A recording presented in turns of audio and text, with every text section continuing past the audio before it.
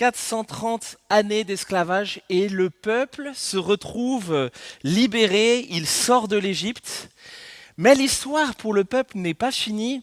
Dieu va continuer à prendre soin de son peuple et Dieu va faire une alliance avec lui. Parfois même, au cours de cette alliance qu'il va révéler à son peuple, Dieu va placer ce peuple devant des étapes qui lui semblent complètement insurmontables, mais à chacune de ces étapes, Dieu veut apprendre quelque chose de particulier à son peuple. Devant la mer Rouge, alors que l'armée du Pharaon est juste derrière, c'est l'étape du salut. À Mara, que nous avons vu la semaine dernière avec Thierry, le test de la confiance. À Élim, c'est l'étape du repos. À Massa et à Mériba, l'étape de l'avertissement qui nous rappelle que la première menace pour l'Église, n'est pas le gouvernement et ses choix parfois contestables. La première menace pour l'Église n'est pas les autres religions ou même les opposants à la foi, mais c'est nous-mêmes. C'est nous-mêmes, notre propre dureté, notre histoire d'amour avec le péché. Et maintenant, on arrive à une autre étape, à Réphidim, l'étape de la bataille et de l'aide. Aujourd'hui, une nouvelle étape dans le traité d'alliance que Dieu est en train de construire, de présenter à son peuple, va nous montrer qu'un homme, même quand il s'appelle Moïse, ne peut pas tout faire seul.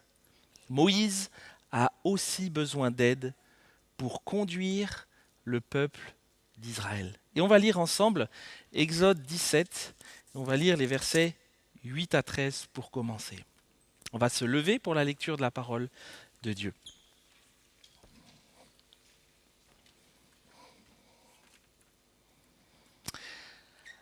Amalek vint combattre Israël à Réphidim. Alors Moïse dit à Josué, « Choisis-nous des hommes, sors et combat Amalek. Demain, je me tiendrai sur le sommet de la colline, le bâton de Dieu à la main. » Josué fit ce que Moïse lui avait dit pour combattre Amalek. Moïse, Aaron et Our montèrent au sommet de la colline, et lorsque Moïse élevait la main, Israël était le plus fort. Et lorsqu'il reposait la main, Amalek était le plus fort. Les mains de Moïse étant alourdies, ils prirent une pierre qu'ils placèrent sous lui, et il s'assit dessus. Aaron et Our soutenaient ses mains, l'un d'un côté, l'autre de l'autre, et ses mains restèrent fermes jusqu'au coucher du soleil. Et Josué soumit Amalek et son peuple en les frappant du tranchant de l'épée. L'Éternel dit à Moïse, « Écris ces choses comme souvenir dans le livre, et déclare à Josué que j'effacerai le souvenir d'Amalek de dessous les cieux. » Moïse bâtit un autel et l'appela du nom de l'Éternel, mon étendard. Il dit, parce qu'une main s'est élevée contre le trône de l'Éternel, il y aura guerre de l'Éternel contre Amalek de génération en génération. Vous pouvez vous asseoir. On est à Réphidim. Réphidim, c'est en fait un autre nom pour parler de Massa et de Mériba, le dernier épisode dont on a parlé avec Thierry. Et le peuple d'Israël va maintenant se retrouver, pour la première fois depuis la traversée de la mer Rouge, il va se retrouver confronté à une nouvelle opposition. Mais contrairement aux oppositions précédentes, qui étaient plutôt à l'intérieur du peuple, où le peuple exprime ses murmures, etc., cette opposition-là, maintenant, va venir de l'extérieur. Pas le choix, Amalek est là, il vient combattre Israël.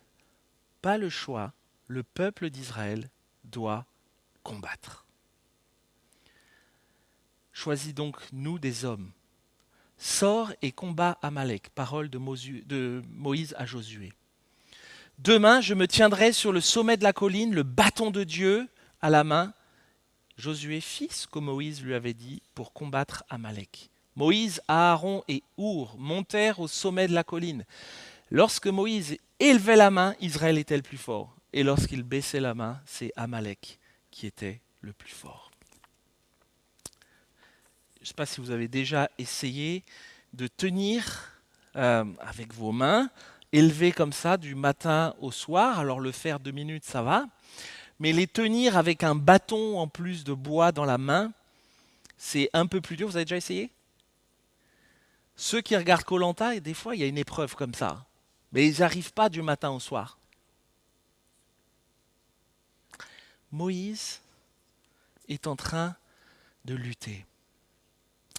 Le peuple se bat et la suite de l'histoire témoigne d'une belle solidarité entre Aaron et Our vis-à-vis de Moïse qui, pendant que Josué et ses hommes sont sur le terrain en train de se battre, ils vont venir à l'aide de Moïse.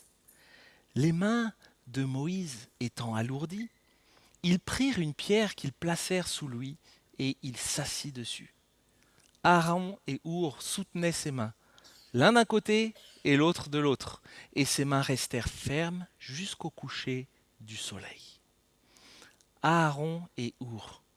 Aaron, c'est qui? Vous vous rappelez qui c'est Aaron? C'est qui? C'est le frère aîné de Moïse. Ouais. Et Our, on ne sait pas grand-chose sur lui, mais en tout cas, Aaron et Our se retrouvent sur la colline avec Moïse. Tous sont là pour aider, pour soutenir Moïse dans la mission et la responsabilité que Dieu lui a donnée de conduire le peuple d'Israël. Surprenant, vous ne trouvez pas?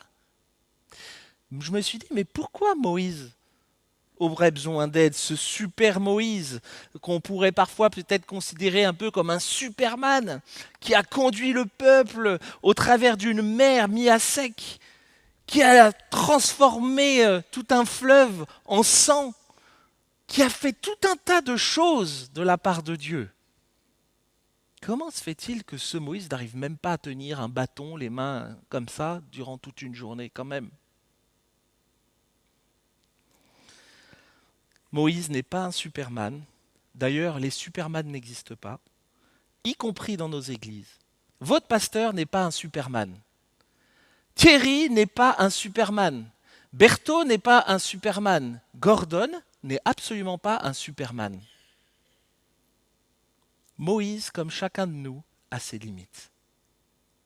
Moïse, chacun connaît la fatigue. Oui, désolé de vous l'apprendre, Moïse a aussi besoin de se reposer. Moïse, comme chacun, connaît le découragement et le doute. Je connais le découragement et le doute. Désolé si je vous l'apprends, je connais aussi le découragement et le doute. Moïse, comme chacun, a pu connaître la solitude. C'est fou ça, la solitude. Parce qu'on est entouré de monde et pourtant, parfois quand on est au leadership de quelque chose comme une église, on est entouré de monde et on se sent pourtant seul. Et Moïse, entouré de monde, 600 000 hommes, peut-être 1 ou 2 millions de personnes. Et pourtant, on sent le poids de la solitude qui pèse sur lui. Moïse est finalement comme vous et moi. Moïse est finalement comme vous et moi et Dieu choisit d'associer d'autres personnes pour l'aider dans sa mission. Et en y réfléchissant, je me suis dit qu'il n'y avait rien de nouveau sous le soleil parce que depuis toujours, finalement, Dieu confie à l'homme une mission. On le voit dès la création, Dieu confie à l'homme, Adam, une mission. Mais il y associe toujours de l'aide. Dès la Genèse, Dieu confie des responsabilités à Adam, à qui il donnera Ève, un vis-à-vis, une aide. Et là, on voit dans notre texte Aaron et Our qui soutiennent Moïse dans la bataille contre les Amalécites. Dans le Nouveau Testament, on voit aussi des exemples où Paul va implanter des églises et il va faire la même chose en envoyant des frères et des sœurs pour qu'ils soutiennent les églises qu'il a implantées. Soit en allant parfois lui-même les visiter, comme à Thessalonique par exemple, soit en envoyant d'autres personnes comme Timothée, pardon, à Thessalonique, pas lui à Thessalonique, pour affermir, pour exhorter les frères et sœurs. Et c'est ce que nous devrions vivre encore aujourd'hui dans l'Église, dans la mission que Dieu nous confie, nous soutenir les uns les autres. Soutenir les bras de ceux pour qui c'est plus difficile. Et ça l'est parfois. La vie ne nous épargne pas. Certains d'entre vous comprenaient certainement ce que Moïse peut ressentir et se disent « Je ne sais pas combien de temps encore je vais arriver à jongler entre le travail, les enfants, l'entretien de la maison, les factures qui s'accumulent, la fatigue et les nuits courtes. » Et peut-être que vous vous sentez tout juste en fait épuisé. Et puis, en plus de cela, certains d'entre nous peuvent être confrontés à d'autres choses en plus. Votre famille qui part en vrille, des gens qui vous ont fait mal, des gens qui vous trahissent et qui vous quittent. La peur de l'inconnu, la recherche d'un nouveau travail, des doutes sur la vie, la maladie qui arrive, qui nous touche. Et vous vous dites au fond de vous, mais je ne sais pas combien de temps je peux garder les bras levés.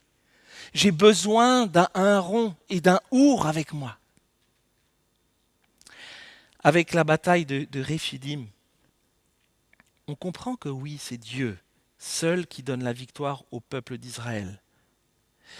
Mais on comprend aussi que Moïse, Aaron, Our et Josué ont dû chacun faire leur part, chacun pour ce qui est de sa responsabilité. Moïse se tient au sommet de la colline et élève les mains avec le bâton de Dieu. Mais ça ne suffisait pas si Aaron et Our n'étaient pas là pour soutenir Moïse et accepter de soutenir Moïse. Mais ça ne suffirait pas non plus si Josué n'avait pas accepté ce que Moïse lui a demandé, de prendre des hommes et d'aller sur le terrain pour se battre. Tous ensemble, chacun à sa place, ils assument leur part de responsabilité.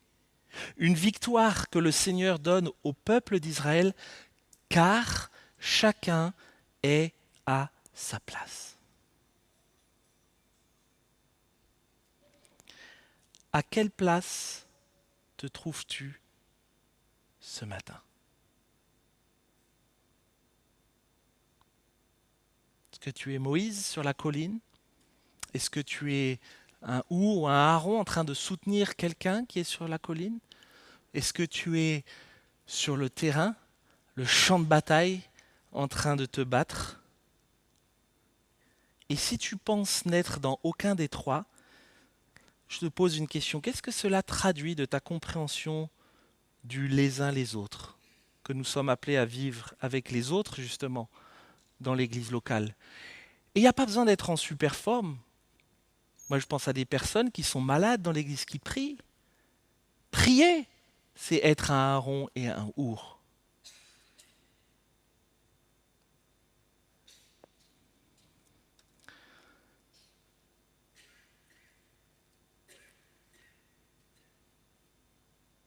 Les uns les autres.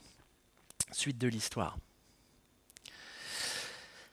On va lire les versets 18, le chapitre 18, les versets 1 à 13. Jéthro, sacrificateur de Madian, beau-père de Moïse, apprit tout ce que Dieu avait fait pour Moïse et pour Israël, son peuple, à savoir que l'Éternel avait fait sortir Israël d'Égypte.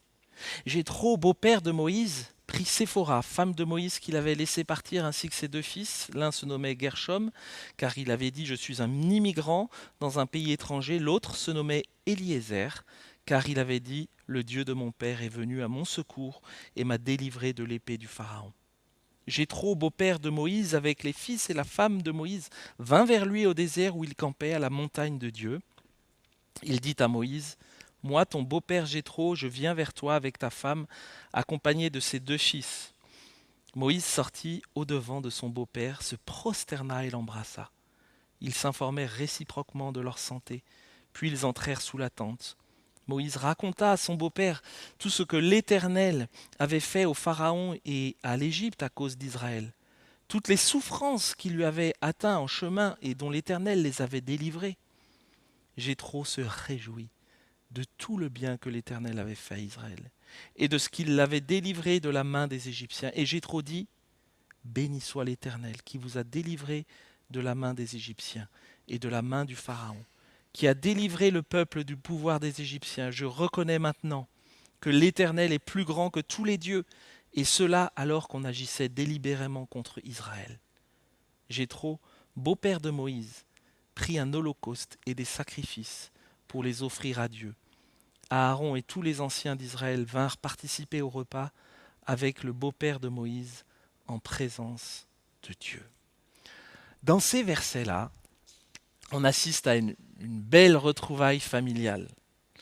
Une retrouvaille familiale parce que on comprend qu'à un moment donné, avant ou après la libération du peuple d'Israël de l'Égypte, on comprend que Moïse a dû certainement envoyer sa femme et ses 2 fils chez Jéthro, son beau-père. Pourquoi ?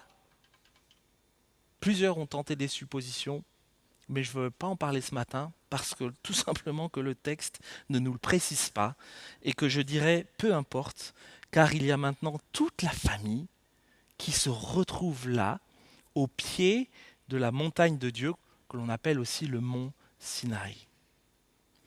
Moïse sort au-devant de son beau-père, il se prosterna et l'embrassa. Ils s'informèrent réciproquement de leur santé, puis ils entrèrent sous la tente. Mehdi, je ne sais pas si tu fais comme ça quand Sylvain arrive à la maison. Si tu te... Oui ? Ah, d'accord. Bravo. Bravo, mais à l'époque, c'était une culture où le respect était tellement profond vis-à-vis des aînés que dans cette culture-là, se prosterner devant une personne n'était pas du tout irrévérencieux. Au contraire, c'était un signe de respect. Et on ressent clairement, en lisant ces quelques versets-là, une proximité et un respect réciproque profond entre Moïse et son beau-père. L'un et l'autre s'intéressent à l'autre, mais pas que à leur santé en parlant de savoir comment va ton rhume ou ton mal de dos, non, ça va beaucoup plus loin que ça. L'un et l'autre se demandent des nouvelles en se souhaitant profondément l'un à l'autre la paix de Dieu pour sa vie. Un peu comme un shalom. Les Juifs disent shalom, mais c'est ça que ça veut dire, la paix de Dieu pour toi. Et un shalom bien plus profond que le traditionnel. J'aime trop quand les jeunes envoient des messages maintenant. Ça commence toujours par « ça va ?» Alors que moi, dans ma génération, je marque directement le message que j'ai envie d'envoyer. Je ne demande pas comment ça va. Donc je m'y fais un peu. Mais le shalom, là, c'est plus que « comment ça va et toi ?» Ça va, on répond toujours « ça va », non ? C'est devenu instinctif. Je veux dire, si tu réponds ça va pas, ah bon ? On répond ça va tellement vite. Comprenez bien que ici le shalom, la manière dont se saluent Moïse et Jéthro n'est pas un comment ça va, ça va. C'est comment tu vas, Moïse ? Comment tu vas, Jéthro ? Parle-moi un peu de ce que tu vis là en ce moment. J'aime tellement parce que Thierry, des fois, il me pose ces questions. Comment tu vas, Jérémie ? Et oui, ça, on vient s'intéresser à la personne. Comment tu vas ? Moïse et Jéthro se saluent. Comment est-ce que nous nous saluons les uns les autres ?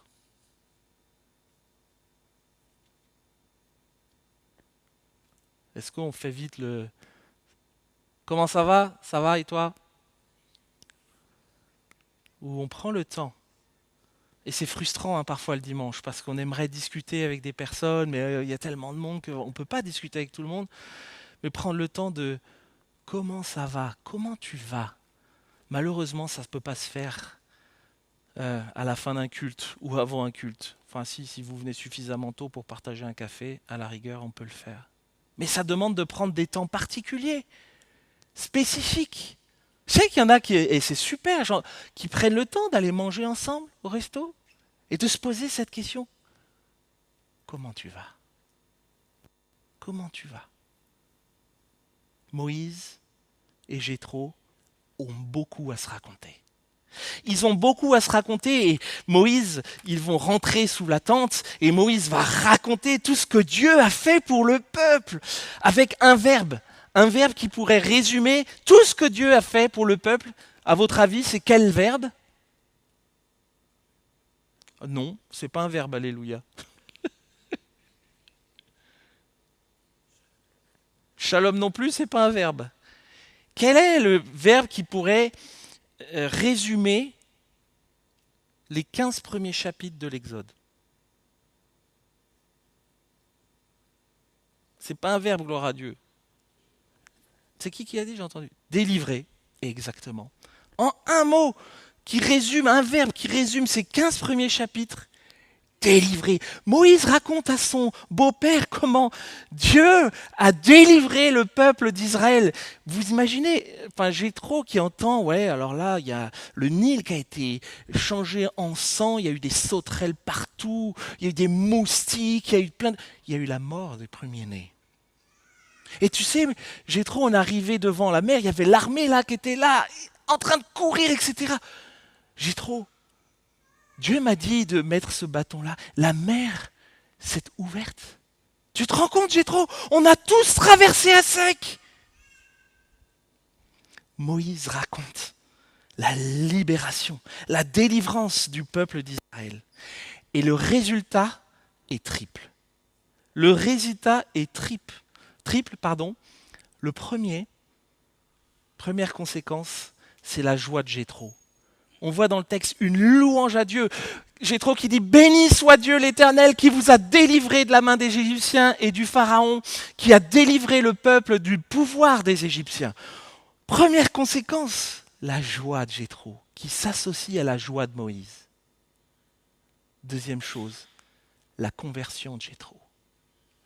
Jéthro qui était prêtre madianite. Les Madianites sont un peuple qui ont des souches communes avec le peuple d'Israël. Le peuple madianite est issu de la deuxième femme d'Abraham, mais est connu pour un peuple plutôt guerrier qui aime la guerre, rempli d'immoralité, rempli de dieux en tout genre. Et il semblerait que Jéthro était un prêtre de ces dieux en tout genre. Mais en entendant le témoignage de Moïse, Jéthro reconnaît maintenant que l'Éternel est plus grand que tous les dieux. Magnifique. Troisième conséquence de tout cela, une louange familiale à Dieu. Jéthro, beau-père de Moïse, prit un holocauste et des sacrifices pour les offrir à Dieu. Aaron et tous les anciens d'Israël vinrent participer au repas avec le beau-père de Moïse en présence de Dieu. Raconter les choses de Dieu, c'est un témoignage puissant, une évangélisation puissante, y compris au sein de nos familles. Et j'ai été repris, je dois dire, par ce texte. Et des temps où, dans nos familles, nous parlons de Dieu, une chose que Marilyn m'a tellement de fois rappelée. Oui, on peut parler de beaucoup de choses, on peut parler de l'Église du Seigneur, on peut parler du fonctionnement de l'Église, on peut parler de projet de l'Église, et c'est bien. Mais c'est dommage que nous ne mettions pas autant de temps et d'énergie pour se raconter lors de nos rencontres familiales les choses que le Seigneur a faites pour nous. Combien de fois nos discussions sur le Seigneur ont-elles abouti sur un temps de reconnaissance à Dieu et de prière?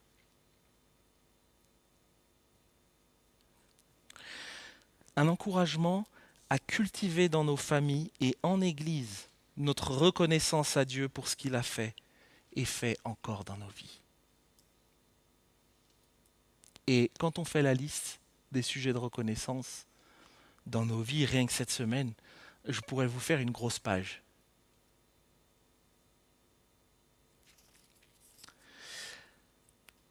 Belle discussion familiale, belle rencontre familiale.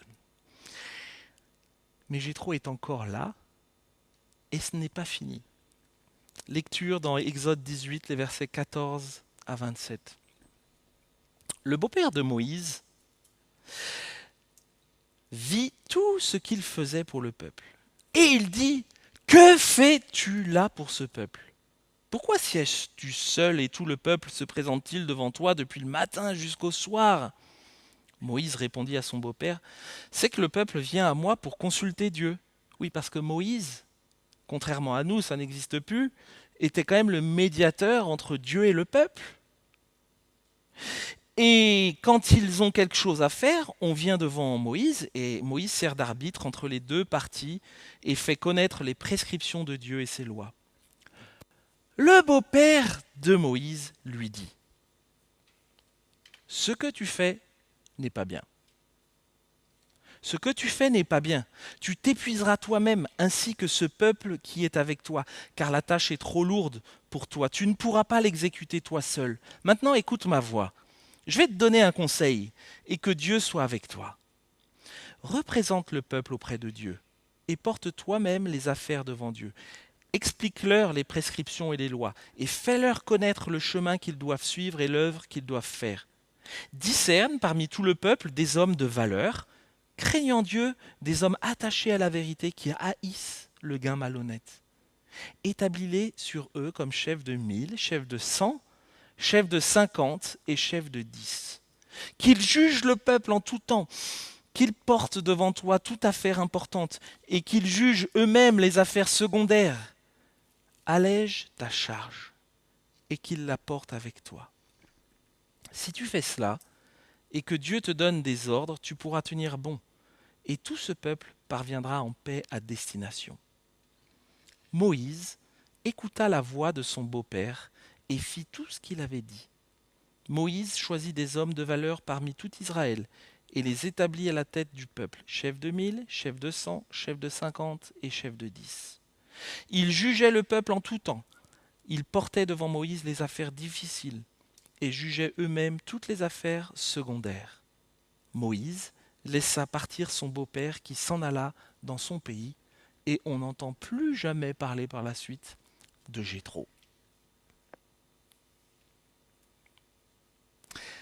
Après un temps de nouvelles, un temps de louange ensemble à Dieu, Jéthro reste quelques jours avec Moïse et il observe ce qu'il se passe. Et tout ce monde qui du matin au soir défile devant Moïse, et imaginez 2 à 3 millions de personnes que constitue ce peuple et qui viennent voir Moïse pour régler leurs problèmes. Mon voisin a cassé mon chariot, il a déchiré ma tente, il m'a pris un peu de manne, son fils flirte avec ma fille, son chameau a blessé mon mouton. Beaucoup de problèmes du quotidien à régler et Moïse reçoit le peuple du matin au soir pour écouter leurs doléances et tenter de trouver une solution à leurs problèmes. Et Jéthro, il voit ça. Alors non seulement il ne peut pas profiter de son beau-fils parce qu'il est occupé toute la journée, mais là il est en train de voir son beau-fils qui est en train de s'épuiser. Et il va lui faire un petit conseil. Un petit conseil. Ce que tu fais, mon cher Moïse, mon cher beau-fils, ce n'est pas bien. Tu t'épuiseras toi-même. Et d'ailleurs, tu t'épuiseras toi-même, mais aussi tous ceux qui attendent toute la journée, c'est pire que la CAF. Toute la journée, ils attendent, car la tâche est trop lourde pour toi. Tu ne pourras pas l'exécuter toi seul. Maintenant, écoute ma voix, je vais te donner un conseil, mais que Dieu soit avec toi. Représente le peuple auprès de Dieu et porte toi-même les affaires devant Dieu. Explique-leur, forme-les les prescriptions et les lois et fais-leur connaître le chemin qu'ils doivent suivre et l'œuvre qu'ils doivent faire. Je ne sais pas si on arrive bien à s'imaginer la chose. Moïse, c'est quand même un sacré bonhomme. C'est un sacré bonhomme, il a quand même défié le pharaon, la toute-puissance de l'époque. Il a brisé la mer Rouge en deux, rappelez-vous. Il a conduit le peuple d'Israël hors d'Égypte. Lui, Moïse, que Dieu a choisi pour ce sauvetage de tout un peuple. Moïse n'est pas un enfant. Quel âge il a là? 80 ans. Donc vous imaginez, Jéthro, c'est comme s'il allait voir Berthaud, par exemple. et qui lui disait non mais ce que tu fais là, c'est pas bien. On n'oserait pas nous, hein. On n'oserait pas. Et sa réaction à Moïse, elle est exemplaire. Elle est magnifique. Moïse écoute Jéthro. Moïse écoute Jéthro et il ne va pas essayer d'argumenter. Il n'essaye pas de se justifier. Il va tout simplement suivre son conseil. Et bien aimé, question pour nous. Comment écoutons-nous les réprimandes ou les conseils que des personnes bienveillantes peuvent nous faire ou nous donner? Comment est-ce que nous les recevons?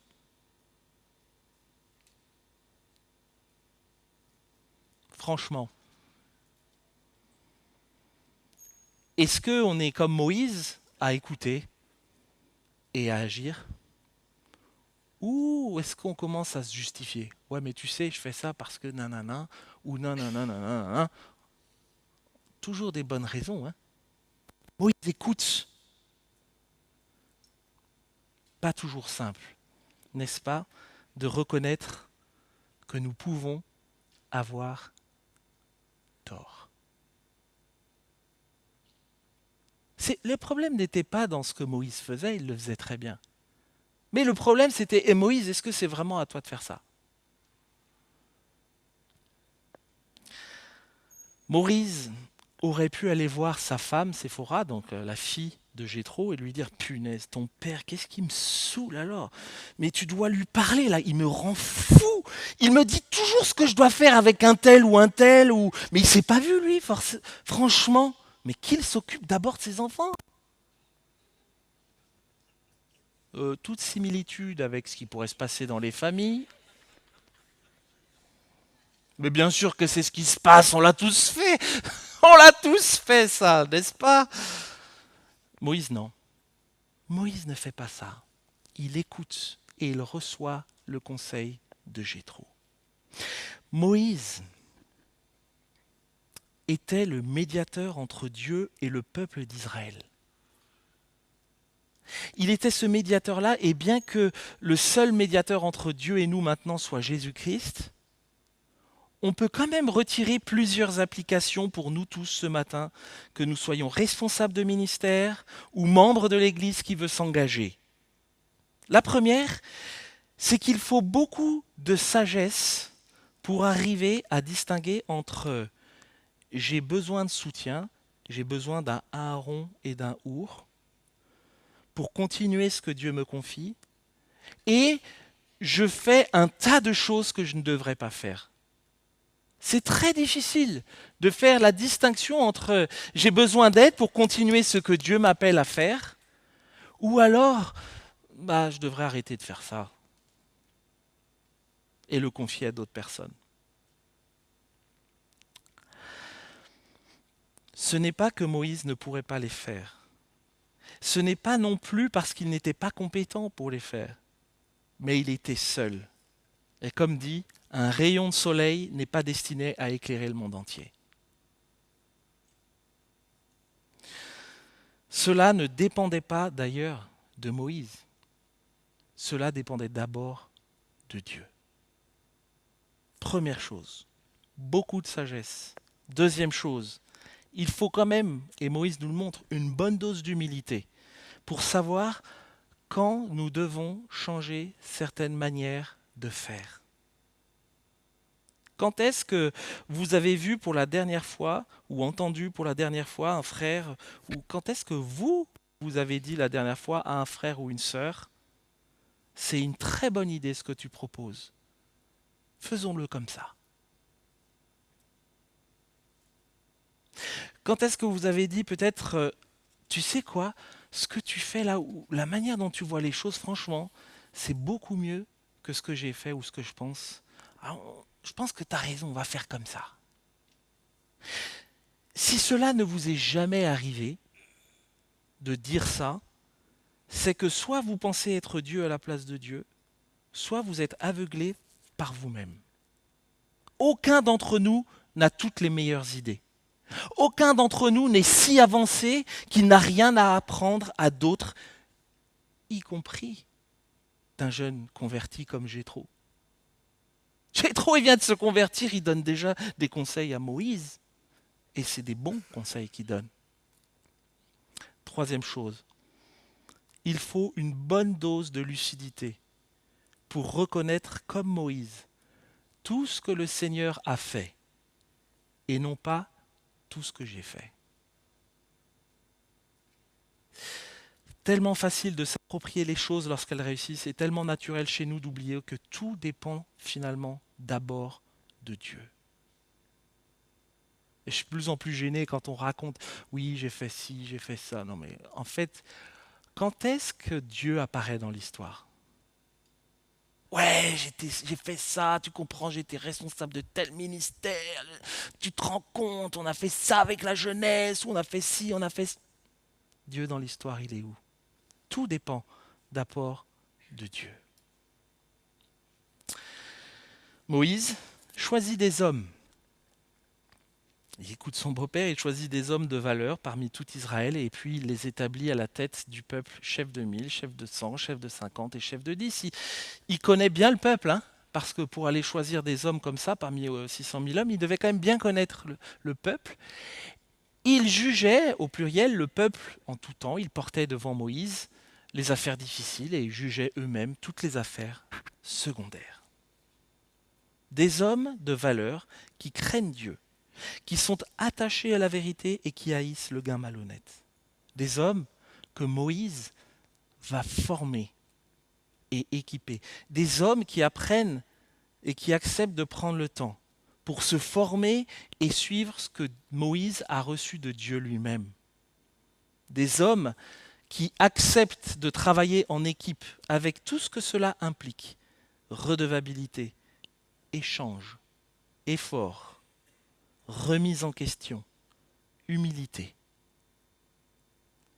Et je constate souvent dans nos églises, beaucoup les femmes se lèvent, mais les hommes sont souvent à la traîne. Eh les gars, il faut se lever là. Il faut qu'on se lève. Il y a du boulot. Prenons nos responsabilités. Des hommes de valeur. Dieu délivre son peuple, on l'a vu dans les chapitres 1 à 15. Il décide de faire une alliance avec lui. Et dès le chapitre 16, Dieu veut apprendre à son peuple les implications de cette alliance. Le salut en Dieu. La confiance en Dieu.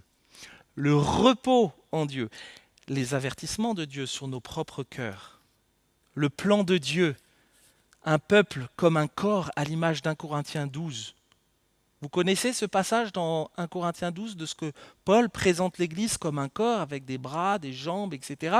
Mais s'il manque une jambe, essayer de marcher sur une jambe, ça va être compliqué.